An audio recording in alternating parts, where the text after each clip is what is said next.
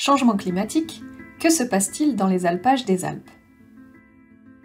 Depuis les années 80, le changement climatique s'accentue partout dans le monde sous l'effet des activités humaines. Cette tendance est particulièrement marquée en montagne.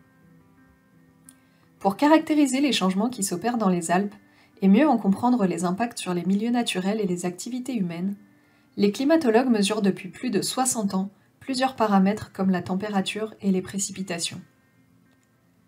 Ils élaborent également des modèles qui permettent de projeter les évolutions climatiques potentielles sur les territoires de montagne. Dans les Alpes françaises, une augmentation de 2 degrés des températures annuelles moyennes a été enregistrée depuis le début du XXe siècle. Ce réchauffement est supérieur à celui enregistré pour la France entière et plus du double de celui mesuré dans l'hémisphère nord. Les climatologues prévoient une accentuation de cette tendance au réchauffement dans le futur. Ce réchauffement s'accompagne d'aléas météorologiques de plus en plus fréquents et intenses. Sécheresse estivale, gel printanier, forte chaleur. La variabilité des conditions météorologiques entre années devient ainsi de plus en plus forte. Les années se suivent mais ne se ressemblent pas. L'évolution des conditions climatiques a des conséquences en alpage sur la ressource en eau et sur le développement des végétations, impactant à la fois la biodiversité et les ressources fourragères mobilisées par les troupeaux. Des indicateurs agroclimatiques ont été définis pour suivre et évaluer ces changements. La température moyenne à chaque saison et la quantité de précipitations, la date de déneigement et le stock de neige au printemps, le nombre de jours de gel après déneigement, le bilan hydrique, etc. Comment ces indicateurs agroclimatiques évoluent-ils dans le temps sur les alpages des Alpes françaises? À quelles conditions climatiques peut-on s'attendre d'ici 25 ans, en 2050? Regardons cela d'un peu plus près sur les saisons de croissance des végétations et de présence des troupeaux en alpage, en nous appuyant sur les résultats des études menées au sein du dispositif Alpage Sentinelle. Pour chaque saison, nous allons cibler quelques indicateurs agroclimatiques. Pour chacun d'eux, les valeurs présentées dans la suite de la vidéo correspondent à une moyenne de tous les alpages des Alpes françaises.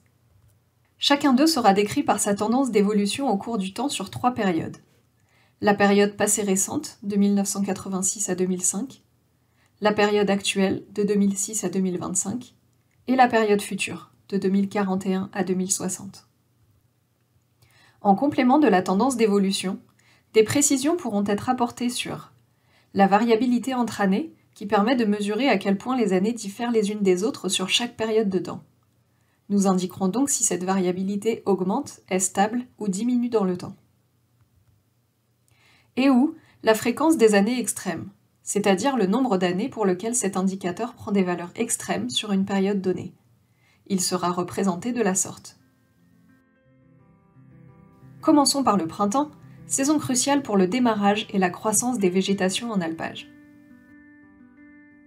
En moyenne, sur les alpages des Alpes françaises, la température du printemps a augmenté de 0,7 degrés depuis la période passée. Les modèles prévoient une augmentation de 1,6 degré supplémentaire d'ici 2050. Dit autrement, les printemps chauds d'aujourd'hui deviendront la norme dans le futur. Par ailleurs, les températures seront de plus en plus variables entre années, certains printemps demeurant frais, quand d'autres seront beaucoup plus chauds, atteignant des températures que l'on ne connaît pas encore aujourd'hui.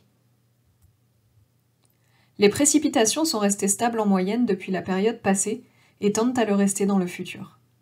Attention toutefois, les niveaux de précipitation pourront varier plus fortement d'un printemps à l'autre d'ici 2050. Malgré des précipitations stables, l'augmentation des températures va fortement affecter la quantité de neige présente au printemps. Au 1er avril, celle-ci s'est réduite de plus de 10% depuis la période passée, et les modèles prévoient que dans le futur, la quantité de neige va encore diminuer de 40% par rapport à aujourd'hui. La baisse de la quantité de neige limite les stocks d'eau disponibles au printemps. Ce manque d'eau au printemps, encore peu observé jusqu'à présent en alpage, pourrait devenir un facteur limitant pour la croissance des végétations. Le déneigement est de plus en plus précoce sur les alpages des Alpes. Il a reculé d'environ 8 jours en moyenne depuis la période passée, et les modèles prévoient que dans le futur, il arrivera 18 jours plus tôt qu'aujourd'hui. Pour autant, malgré cette tendance globale d'un déneigement plus précoce, le déneigement effectif chaque année sera de plus en plus variable d'ici 2050. Ce déneigement de plus en plus précoce associé à la hausse des températures, favorise ainsi un démarrage des végétations de plus en plus tôt dans la saison, mais avec toutefois des variations fortes entre années. Le manteau neigeux se retirant de plus en plus tôt, les phénomènes de gel printanier affectant la végétation en alpage augmentent. En moyenne, le nombre de jours de gel après déneigement passe ainsi de 11 jours dans le passé à 15 jours dans le futur. À titre d'illustration, sur ces alpages, dans le passé, 2 années sur 20 avaient plus de 18 jours de gel printanier par an, et à l'avenir, 6 années sur 20 seront concernées. À noter que ces années extrêmes concerneront surtout les alpages de moyenne et haute altitude.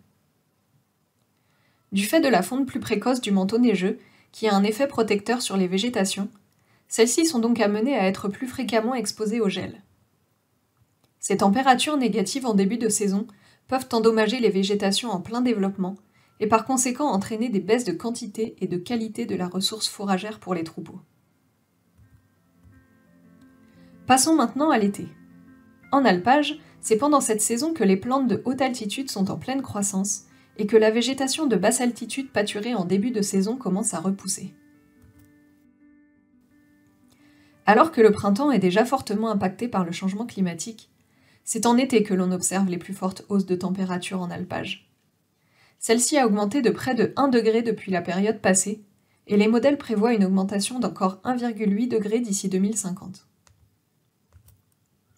Comme au printemps, les précipitations estivales sont restées stables en moyenne depuis la période passée et devraient le rester dans le futur. Il demeure toutefois de fortes incertitudes dans la modélisation des précipitations. Malgré des précipitations stables en juillet et en août, la quantité d'eau disponible pour les plantes diminue. En effet, l'augmentation des températures favorise l'évaporation de l'eau au niveau du sol et des végétations, entraînant une baisse du bilan hydrique. À titre d'exemple, en juillet et en août aujourd'hui, 47% des alpages présentent un bilan hydrique nul ou négatif, alors que 60% des alpages seront impactés par un tel bilan dans la période future. La sécheresse sera un phénomène beaucoup plus fréquent. Les mois d'août les plus secs du passé, tels que celui de 2003, pourront avoir une fréquence d'environ 5 années sur 20 dans la période future. Du point de vue de la végétation, l'augmentation des températures et la baisse de l'eau disponible pour les sols et les végétations peuvent remettre en cause la capacité des plantes à se développer. Avec l'accroissement de l'intensité des sécheresses estivales, des creux de croissance et donc de production sont à attendre.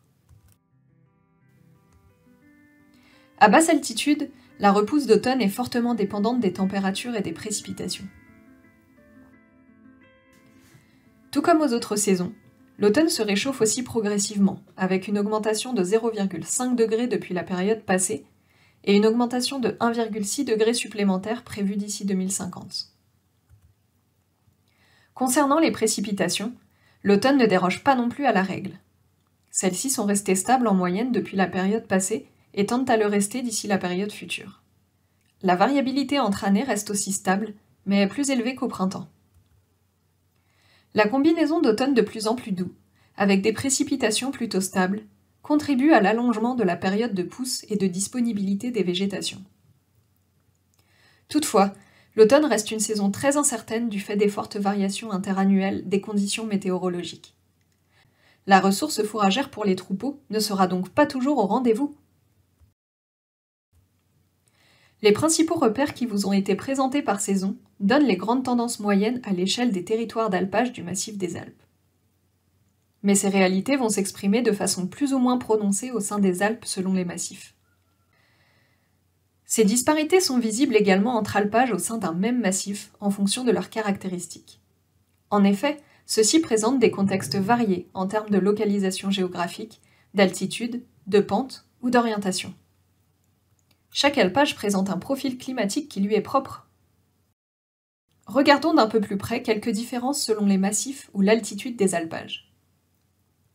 Commençons par un premier exemple.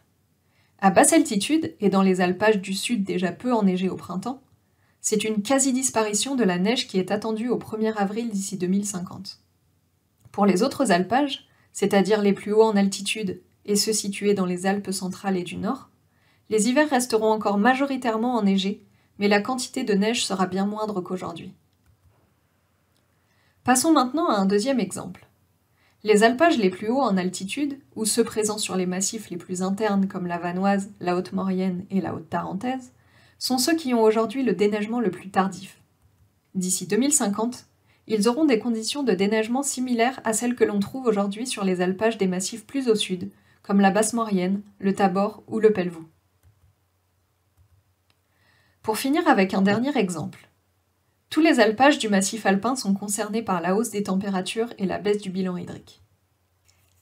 Toutefois, les alpages du sud des Alpes ou de basse altitude connaîtront plus rapidement une limitation de la pousse de l'herbe par manque d'eau, du fait de bilans hydriques déjà faibles aujourd'hui. Pour conclure, le changement climatique se définit principalement par une hausse des températures qui s'accélère au cours du temps. De ce fait, malgré une relative stabilité des précipitations annuelles, l'enneigement diminue fortement et la disponibilité en eau pour les végétations a tendance à diminuer. Ces évolutions globales s'accompagnent d'une hausse de la fréquence et de l'intensité d'aléas météorologiques, comme les sécheresses, les gels tardifs ou les fortes chaleurs. Cependant, ces changements s'expriment de manière différenciée selon la localisation géographique et les caractéristiques topographiques de chacun des alpages. Mais quels sont les impacts de ces nouvelles conditions climatiques sur les milieux naturels, leur biodiversité et les ressources mobilisées par les troupeaux ? Rendez-vous dans les prochains modules de cette série proposée par Alpage Sentinelle pour en savoir plus. Dès à présent, pour découvrir les profils climatiques de chaque alpage du massif alpin, n'hésitez pas à consulter les interfaces web développées par Alpage Sentinelle et disponibles sur son site internet. Pour chacun de ces alpages, vous pourrez ainsi visualiser les évolutions depuis 1960 des différents indicateurs décrits dans cette vidéo. Sur ce site web, vous trouverez également d'autres ressources en accès libre pour mieux comprendre l'impact du changement climatique en alpage et pour raisonner les adaptations des systèmes pastoraux associés. Le réseau Alpage Sentinelle remercie tous ses partenaires pour leur implication et vous pour votre attention. À bientôt!